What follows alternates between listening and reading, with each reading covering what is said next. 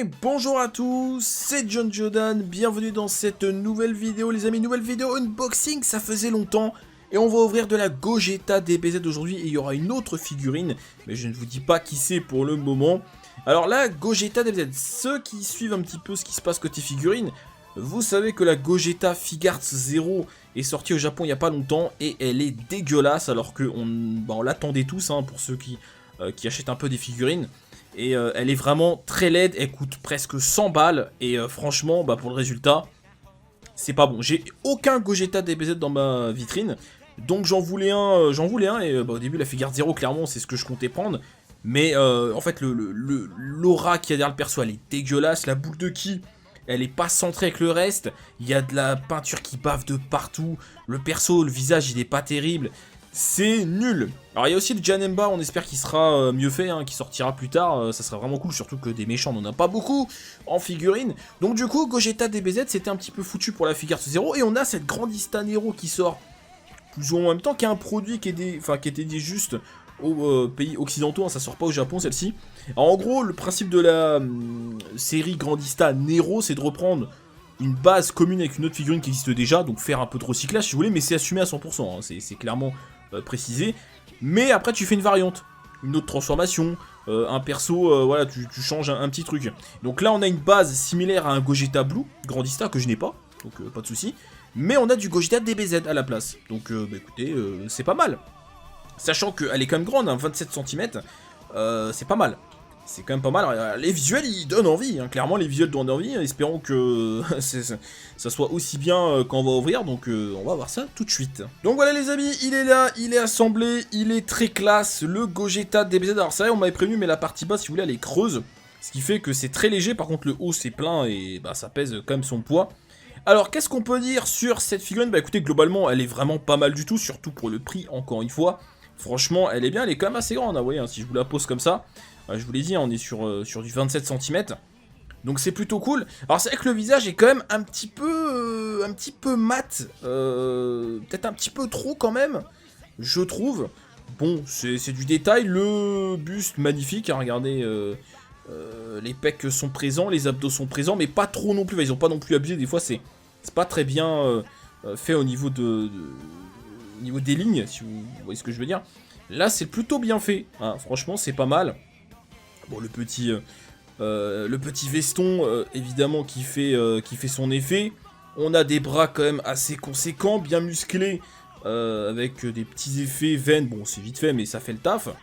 Bon, c'est vrai que les cheveux, un petit peu trop brillants à mon goût. Moi, je suis pas trop fan quand même de l'effet un peu trop brillant, comme ça. Bon, il y a pire, mais... vous voyez, ça brille un petit peu quand même. Bon, c'est... Ouais, je suis pas forcément super fan de cet effet là, mais c'est pas la fin du monde non plus, c'est pas très grave. Au niveau du bas on a des petites nuances de bleu qui sont assez plaisantes, franchement, c'est bon, ça se voit quand même pas trop mal à la caméra. Des petites nuances de bleu assez sympathiques qui viennent jouer avec la ceinture ici, donc ça marche plutôt bien. Écoutez, elle est pas mal, Regardez, le visage est plutôt bien fait, les yeux sont bien faits, le petit sourire en coin qu'on aime bien. Non, franchement, non, c'est sympa. Très très sympa. Ça va très bien aller dans la vitrine. Voilà, franchement, c'est super. Juste les cheveux, bon, je suis pas trop fan de l'effet un peu trop brillant. Mais autrement, le reste, le corps, j'aime beaucoup. Le bas, c'est du classique, ça fait le taf.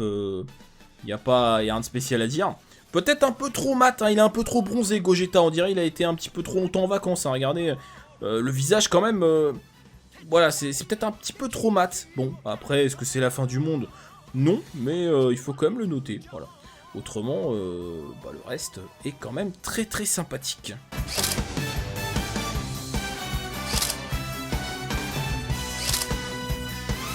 Alors les amis, je me suis rendu compte d'un truc après coup, au moment où je faisais le montage.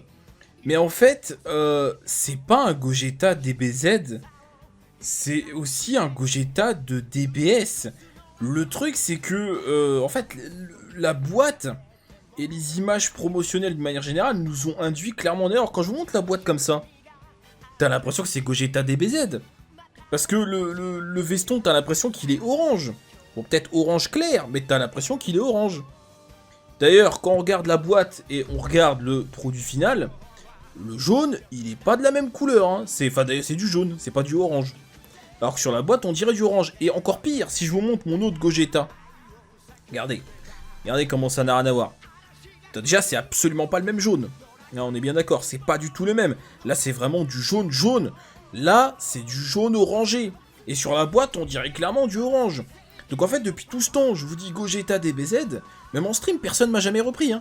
Mais en fait, c'est aussi un Gogeta DBS. Mais regardez sur la boîte, on dirait tellement le Gogeta DBZ. Alors c'est estampillé DBS, tu vas me dire, mais même les persos DBZ sont estampillés DBS. Hein. J'ai mis parce que c'est le truc le plus récent. Donc ça, on s'en fout, peu importe.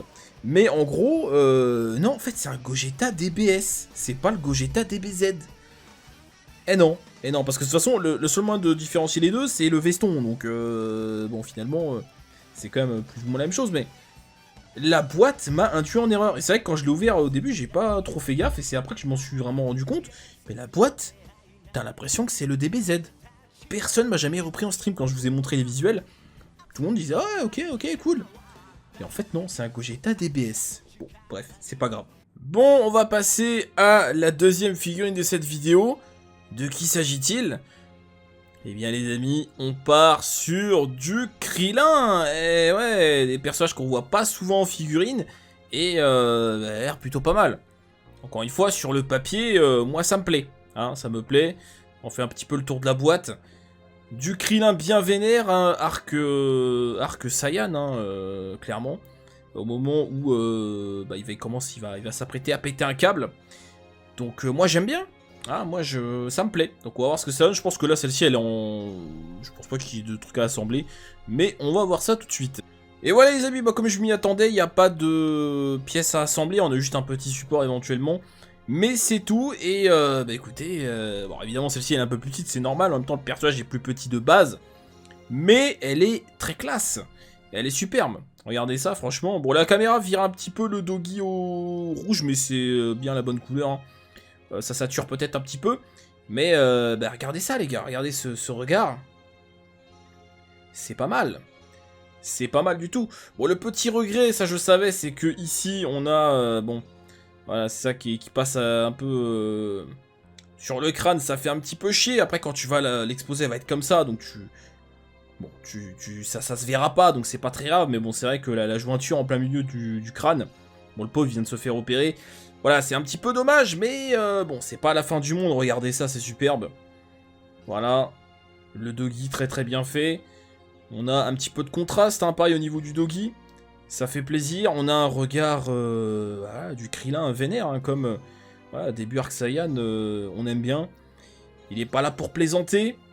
Hein. Donc vous voyez, elle est sympa. Hein, elle est sympa, en un bloc. Très très cool.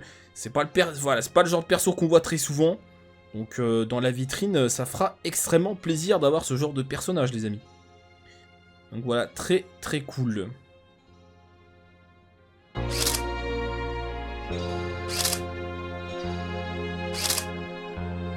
J'espère que la VOD vous aura plu les amis, le petit pouce bleu, on n'hésite pas à s'abonner si ce n'est pas déjà fait. Des bisous à tous, à très bientôt, salut!